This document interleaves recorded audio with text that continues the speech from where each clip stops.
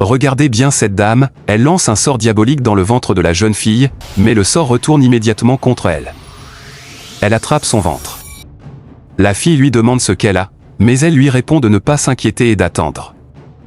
Elle l'embrasse à nouveau en disant qu'elle va lui faire une prière, puis elle lance encore un autre sort, mais celui-ci retourne encore contre elle, et elle ressent des douleurs. La fille lui redemande ce qu'elle a, mais elle ment encore en disant qu'elle ne sait pas. Voyez-vous le comportement de cette femme? Quand la douleur au ventre se calme un peu, elle s'approche encore de la fille, l'embrasse, puis commence la prière. Elle lance encore le sort diabolique, mais cette fois, il n'a aucun effet sur la jeune fille. Elle ressent alors une douleur plus forte au ventre. La fille, très inquiète, lui demande encore ce qu'elle a. La dame souffre de douleurs atroces. La fille, obligée, sort sa Bible et commence à prier pour la dame. Après plusieurs minutes de prière et de proclamation de la parole de Dieu, la dame dit à la fille d'arrêter la prière, qu'elle va se confesser. Elle avoue à la fille qu'elle voulait la tuer, mais que le sort diabolique n'a aucun effet sur elle.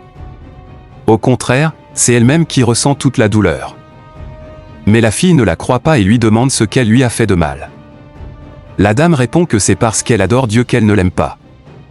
La fille, choquée par ses propos, énervée, lui demande pourquoi elle agit ainsi et refuse de donner sa vie à Jésus-Christ. La dame, assise par terre, continue de ressentir des douleurs très intenses. La fille lui dit que si elle ne veut pas faire confiance à la parole de Dieu, alors elle restera là à souffrir.